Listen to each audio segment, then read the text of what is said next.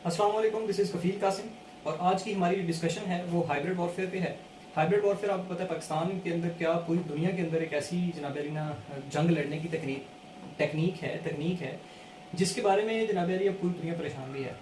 आपने देखा होगा कि इस जब से ये दुनिया बनी है ना, इसके ये एवोल्यूशनरी प्रोसेस इसका हिस्सा रही है। इसमें बहुत सारी चेंजेस आई हैं, इसमें लोगों की सोच में तब्दीली आई है, सियासियात में तब्दीली आई है, पॉलिटिक्स चेंज हो गई है। जनाब, जो इंसान का कल्चर था ना वो किसी हद तक इवॉल्व होता आया है। इंसान की जो इकोनॉमिक्स है, मुआशियात हैं, जो हमारे इकोनॉमिक सिस्टम है ना वो किसी हद तक चेंज हुआ है। So continuously with the passage of time हमारे पास निज़ाम जो है ना वो चेंज हो रहा है। अच्छा, अब मसला ये है कि ये जो निज़ाम चेंज हो रहा है, कंटिन्यूसली सिस्टम के अंदर चेंजेस आती रहती हैं। इसकी वजह से हमारे पास जो लड़ाइयाँ हैं ना उसके लड़ने का अंदाज भी चेंज हो रहा है। लड़ाई तब से है जब से ये दुनिया बनी है। अब पहले लोग जनाब अली ना वो एक दूसरे के गले काटना शुरू कर देते थे, उसके बाद लोगों ने वो गन्स और बुलेट्स इस्तेमाल करना शुरू कर दी, उसके बाद लोगों ने जनाब अली ये टैंक बना लिए, फिर उन्होंने हवाई जहाज़ों के साथ लड़ना शुरू कर दिया। लेकिन अब जनाब अली ना फिर इसे एक दौर ये भी आया कि लोगों ने बायोलॉजिकल वारफेयर को जनाब अली इस्तेमाल करना शुरू कर दिया। लेकिन अब सिस्टम किसी हद तक इस तरीके से चेंज हो चुका है कि अब लोग ना तो टैंक इस्तेमाल करना चाहते हैं, ना वो गन्स इस्तेमाल करना चाहते हैं, ना वो जनाब अली ना बायोलॉजिकल वारफेयर को यूज़ करना चाहते हैं, बल्कि वो किसी हद तक एक ऐसे जनाब ना मैकेनिज्म से गुजारना चाहते हैं बंदों को, लोगों को, कि उनको लड़ना भी ना पड़े, उनको अपने दुश्मन की सरजमीन के ऊपर जाना भी ना पड़े, उनको जनाब अली ना अपने बंदों को डायरेक्टली इन्वॉल्व भी ना करना पड़े, और वो जनाब अपने जो इंटरेस्ट है ना उनको सेव कर लें। सो हाइब्रिड वॉरफेयर, इसका दूसरा नाम फिफ्थ जनरेशन वॉरफेयर भी कहा जाता है इसको। तो ये दुनिया में इस वक्त एक बहुत बड़ा चैलेंज है। पूरे के पूरे 193 रिकॉग्नाइज जो कंट्रीज हैं उन तमाम के अंदर जो हाइब्रिड वॉरफेयर का कॉन्सेप्ट है ये बहुत जनाब अली ना डेंजरस है और ये अब लड़ी जा रही है। इसका अगर हम स्प्रेड देखें तो हमें इस बात का पता चलता है कि ये जो स्प्रेड है ये बेसिकली जैसे ही technology, internet, computer, information, social media का बूम आया है, उसके साथ साथ जो वल्नरेबिलिटीज हैं स्टेट्स की वो बहुत ज़्यादा इंक्रीज कर गई हैं। आपने देखा होगा, मैं आपको बड़ी कॉमन सी एक एग्जांपल देता हूँ कि हम जब अपनी एक फेसबुक के ऊपर आईडी बनाते हैं या हम जीमेल के ऊपर कोई आईडी बनाते हैं तो हम अपनी डेट ऑफ बर्थ से लेकर अपनी बेसिक इन्फॉर्मेशन जितनी भी होती है वो तमाम जनाब उस सॉफ्टवेयर को दे रहे होते हैं, उस एप्लीकेशन को दे रहे होते हैं। अगर आप अपने फेसबुक आईडी के ऊपर भी देखें या ट्विटर के ऊपर देखें तो आपसे आपके इंटरेस्ट पूछना शुरू कर देता है कि आप जनाब ने किस किस्म का आपका इंटरेस्ट है। फिर हम कंटिन्यूसली फेसबुक के ऊपर अपनी जनाब जो राय है उसका इजहार करते हैं, जिससे ये पता चलता है कि ये बंदा किस चीज़ के बारे में कैसा सोचता है, इसकी इसकी जो अप्रोच है वो किस किस्म की है। क्या ये एक्सट्रीमिस्ट है, क्या ये पॉजिटिव है, क्या ये ऑप्टिमिस्ट है, क्या ये सियासत को समझने वाला है, क्या ये रिलीजन के ऊपर बात करने वाला है, ये कैसा है। हमारी सोच, हमारी तालीम, हमारी अप्रोच, हमारी अंडरस्टैंडिंग किसी चीज़ के बारे में वो तमाम की तमाम हम मुफ्त में लोगों को बता रहे होते हैं और हमें पता भी नहीं चल रहा होता। अब आपने एक और भी एक जनाब मैं इसको एग्जांपल से समझाने की कोशिश करता हूँ कि आपने सुना होगा कि सोशल मीडिया की वजह से पाकिस्तान तहरीक इंसाफ गवर्नमेंट में आई। सोशल मीडिया को और मीडिया ग्रुप्स को इस्तेमाल करते हुए डोनाल्ड ट्रंप ने भी अपनी कैंपेन की और उसने उसके ऊपर ये इल्ज़ाम लगाया जाता था कि जी उसकी कैंपेन में स्पेसिफिकली जो साइबर एक्सपर्ट्स लोग थे उन लोगों ने अमेरिकन पॉपुलेशन की उस पॉपुलेशन को टारगेट किया जो स्पेसिफिकली किसी इंफॉर्मेशन को ढूंढ रहे थे, मुख्तलिफ क्लिक्स के जरिए, मुख्तलिफ जनाब स्टेटस के जरिए, मुख्तलिफ रिसर्च हिस्ट्री उन्होंने सर्च हिस्ट्री चेक की उनकी, तो वो लोगों को वो कुछ बता रहे थे जो वो सुनना चाह रहे थे। तो इस तरह जनाब अली ना उनकी हुकूमत, डोनाल्ड ट्रंप की हुकूमत को अमेरिकन के पास एस्टेब्लिश किया गया।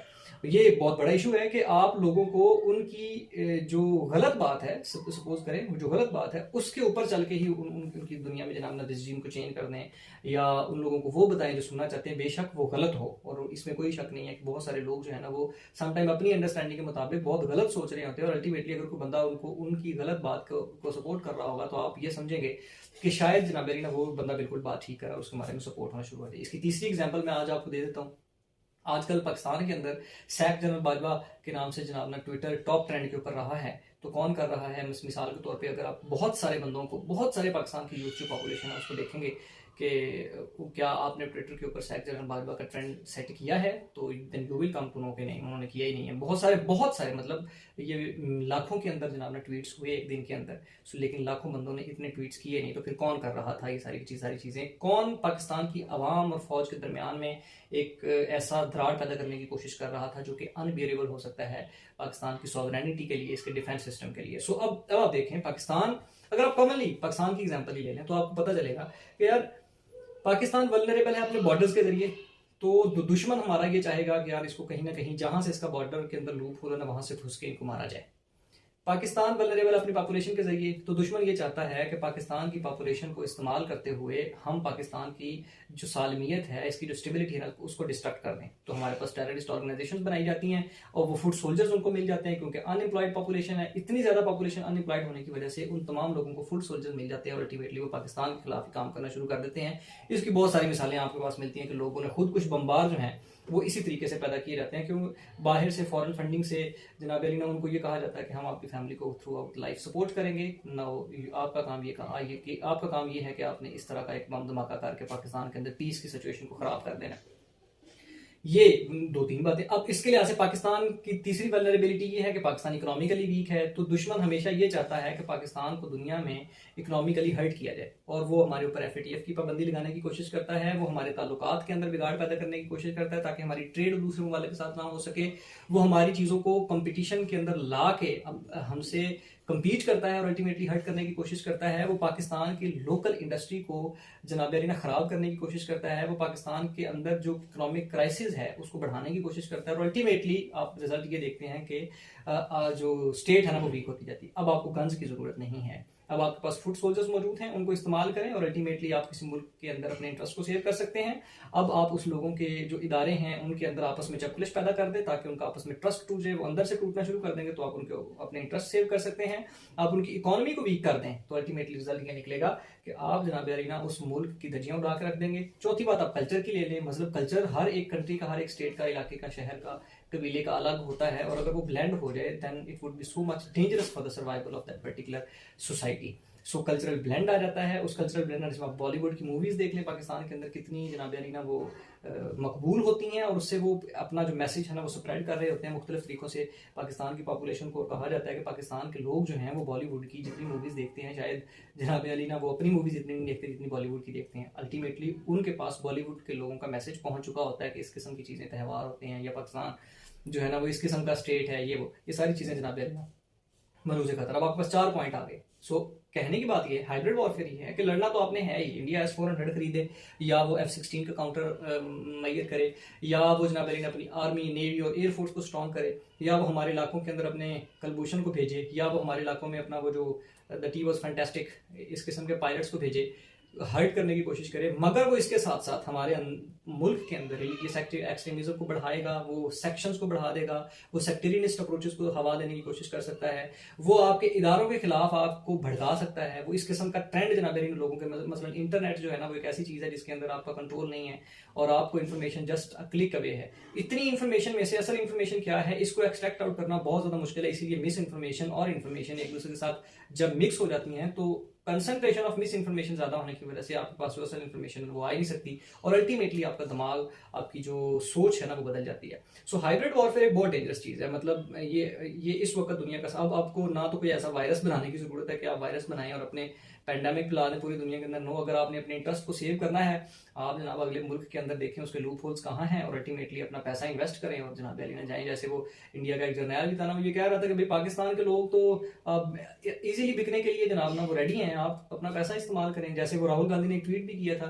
वो फेक है या सही है या गलत है वो तो अलग बात है, लेकिन कंटेंट उसका बिल्कुल हाइब्रिड वॉरफेयर के साथ बिल्कुल कंपैटिबल है कि भाई आप इंडिया वालों को तो ये चाहिए कि वो तो किसी सूरत में इतने ज्यादा पंगे बड़े ले ही ना, हमारे खिलाफ अपने S-400 लेंगे $1 से, वो अपनी डिफेंस सिस्टम को स्ट्रॉन्ग करें, वो तो कुछ $1 लगा के पाकिस्तान की पॉपुलेशन को, सियासतदानों को खरीद लें, पूरा पाकिस्तान ही ले देंगे मुमकिन है।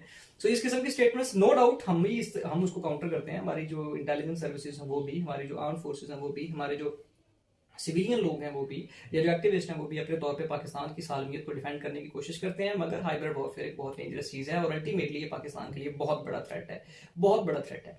अब हमारी डिस्कशन ये है कि यार इससे बचा कैसे जा सकता है। देखें जी, अगर आप चपेट का जवाब चपेट से नहीं देंगे ना तो इसका मतलब ये है कि आप इस काबिल नहीं है कि आप जिंदा रह सकें। ठीक है जी, आपको कम से कम इतना सख्त जरूर रिप्लाई जरूर देना चाहिए कि अगले आपके दुश्मन को ये बात पता चले कि आप किसी हद तक जानते हैं कि उसकी हरकत कैसी हैं, सकनात कैसी हैं और किस किस्म का जनाब ना वो चक्कर चला रहा है। सो अगर हमने अपने आप को हाइब्रिड वॉरफेयर से बचाना है तो हमारे पास पहली प्रायोरिटी ये वाली है कि भाई हमें दुनिया में अपने आप को उस दुनिया की जो डेवलपमेंट्स उसके कंपैटिबल बनाना है। हाइब्रिड वॉरफेयर के लिए सबसे बेहतरीन टूल जो है ना वो साइबर डेवलपमेंट है, इंफॉर्मेशन टेक्नोलॉजी है। तो हमें अपनी यूथ के अंदर ये वाला जो स्किल है ना ये डालना है ताकि जनाब अली ना हम अपने आप किसी हद तक स्ट्रॉन्ग बना सकें और अल्टीमेटली ये हमारे लिए बहुत ज़्यादा हेल्पफुल हो सकता है। सेकेंडली जनाब अली, हम अपनी आर्म फोर्सेस और जो अपनी जो डिस्टिंक्शंस है ना, उनको इस कदर प्योरीफाइड कर लें कि कोई भी अगर उसके अंदर अटैक करे या उसके अंदर कोई मिस इन्फॉर्मेशन फैलाने की कोशिश करे तो अल्टीमेटली हम जान जाएं, हमें पता चल जाए कि यार ये एक थ्रेट हो सकता है। थर्डली, हमें फेक और ओरिजिनल चीज़ों के बारे में डिफ्रेंशिएशन पता होनी चाहिए, और ये इन्फॉर्मेशन के ज़्यादा होने की वजह से हो सकता है। हमारे इदारों को चाहिए, हमारे पॉलिटिशियंस को चाहिए, हमारे मीडिया को चाहिए कि पाकिस्तान के वो तमाम हकीकतें जो हमारी मुसलमान कौम को, हमारे जवानों को, हमारी यूथ को, हमारी अनएम्प्लॉयड पॉपुलेशन को पता होनी चाहिए कि अगर आप अनएम्प्लॉयड हैं तो इसका मतलब ये नहीं है कि आप अपने जिस्म के साथ बॉम्ब बांध के पूरी मुल्क के अंदर जनाब गुलशन पार्क के अंदर धमाका करके पीस की सिचुएशन को खराब कर दें। ये कोई हल नहीं है। आप अपनी एम्प्लॉयमेंट जनरेशन करवाने के लिए उसको स्ट्रेटजीज दें, एम्प्लॉयमेंट बढ़ाएं ताकि फुट सोल्जर्स प्रोड्यूस ना हो, अल्टीमेटली आपकी हेल्प हो सके।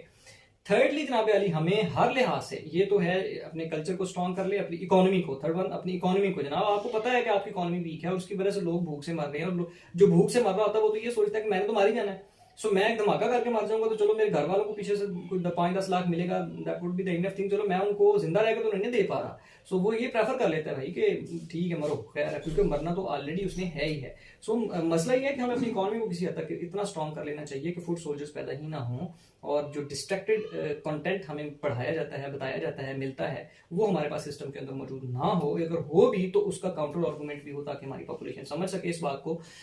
थर्डली या लास्टली आप बात ये कह सकते हैं कि हमें अपने आर्म फोर्सेस के ऊपर एक ब्लाइंड ट्रस्ट वाली सूरत हाल रखनी चाहिए, और हमारे इदारों को ही उनके ऊपर चेक एंड बैलेंस रखना चाहिए। लोकल लोगों को सिटीजन जर्नलिज्म के जरिए, या जो पॉपुलर किस्म का इस वक्त ट्रेंड बन चुका है कि आपने देखना नहीं है कि कोई चीज़ है या नहीं, आपको शक्ल नजर आ रही है या नहीं आ रही, लेकिन अगर आप ये सुनना चाहते हैं कि किसी जर्नैल ने पाकिस्तान के किसी पार्टी के हक में बयान दे दिया है तो उसको पूरे सोशल मीडिया के ऊपर वायरल कर दिया जाए, this is not the good thing. ये हाइब्रिड वॉरफेयर का कॉन्सेप्ट है, और पाकिस्तान हाईली वल्नरेबल स्टेट है जिसके बारे में जिसकी वजह से ये इजीली जनाब इसके ऊपर अटैक हो सकता है। और अब दुश्मन को हमारे लिए टैंक्स, मिसाइल्स, एटॉमिक बॉम्ब बनाने की जरूरत नहीं है, क्योंकि हमारे सिस्टम के अंदर कुछ ऐसे लोग मौजूद हैं जो कि हाईली वल्नरेबल हैं, उनकी इस वल्नरेबिलिटी की वजह से वो अपने तौर पर एक बहुत बड़ा एटॉमिक बॉम्ब है।